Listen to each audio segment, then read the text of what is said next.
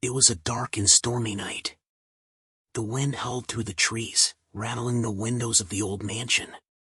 Inside, a group of 5 friends huddled together, their faces pale with fear. They had come to the mansion to investigate a series of strange occurrences that had been reported in the area, but they had no idea what they were getting themselves into. As the storm raged on outside, the friends tried to calm themselves by telling each other ghost stories. But the more they talked, the more uneasy they became. There was something about the mansion that didn't feel right. Suddenly, there was a loud crash from upstairs. The friends jumped to their feet, their hearts racing.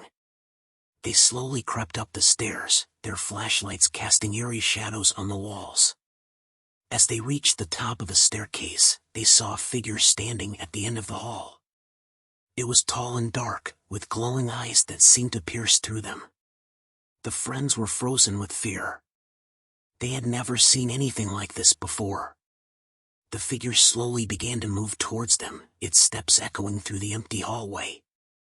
As it got closer, the friends could see that it was covered in blood and its skin was pale and leathery. One of the friends, a brave soul, stepped forward and tried to reason with the figure. But it was too late. The figure lunged at them, its razor-sharp claws tearing through flesh and bone. The friends screamed in terror as they were attacked one by one, their bodies torn apart by the creature's savage strength. In the end, only one of the friends was left standing. He stumbled out of the mansion, his body battered and bruised. He ran through the dark forest, the wind and rain lashing at his face. As he stumbled and fell, he knew that he was being pursued by the creature from the mansion. Finally, he collapsed on the ground, his strength giving out. He looked up and saw the creature standing over him, its eyes glowing in the darkness. He knew that he was going to die, and he closed his eyes, waiting for the inevitable. But then, something strange happened. The creature seemed to dissolve into mist, disappearing into the night. The friend lay there, dazed and confused, wondering what had just happened. As the storm subsided and the morning sun rose over the forest, the friend made his way back to civilization. He was never the same again. He never forgot the terror he had experienced in the mansion, and he never spoke of it to anyone. Years later, a group of teenagers stumbled upon the old mansion. They had heard stories about the strange occurrences that had taken place there, but they didn't believe in ghosts. They laughed and joked as they explored the dusty old rooms, unaware of the horror that awaited them. As they made their way through the mansion, they came across a room that had been locked. Curiosity got the better of them, and they broke the lock. As they stepped inside, they felt a cold chill run down their spines. The room was empty, except for an old journal lying on a table. As they picked up the journal and began to read, they realized with growing horror that it was written by the friend who had survived the attack years before. In the journal, the friend had written about the creature he had encountered in the mansion.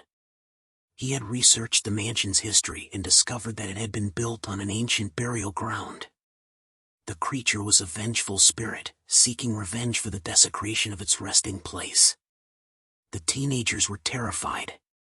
They realized that they had unleashed a powerful evil, and they knew that they had to get out of the mansion as quickly as possible. But it was too late. As they tried to leave the room, the door slammed shut behind them, locking them inside. They could hear the sound of the creature's footsteps approaching. In a panic, the teenagers searched for a way out, but every door and window was sealed shut. They could feel the creature's presence getting closer and closer, its icy breath sending shivers down their spines. As they huddled together, praying for a miracle, they suddenly heard a faint whisper. It was the voice of the friend who had survived the attack years before. He was speaking to them from beyond the grave, warning them of the danger they were in. The teenagers listened carefully as the friend's voice guided them through the mansion, revealing secret passageways and hidden rooms. With his help, they were able to evade the creature and make their way to safety. But the friend's warnings had come too late. The vengeful spirit had already claimed its next victims. The teenagers had narrowly escaped with their lives, but they would never forget the horror they had experienced in the mansion. Years later, the mansion still stood, abandoned and decrepit. It had become a local legend, a place where brave souls dared to venture in search of thrills and chills. But those who entered its walls knew the truth. They knew that the mansion was cursed, and that its secrets were best left buried. As for the friend who had survived the attack, his spirit remained trapped in the mansion, doomed to wander its halls for eternity. He had sacrificed his own chance at rest in order to save the lives of others. And although his body had long since decayed, his spirit remained a beacon of hope for those who found themselves lost in the darkness. The mansion stood as a testament to the power of the supernatural, a reminder that there are some things in this world that cannot be explained or understood. It was a place of horror, a place of mystery, and a place where the dead and the living coexisted in a twisted dance of terror. And for those who dared to venture within its walls, the mansion would always hold a special place in their nightmares. Finley, please subscribe.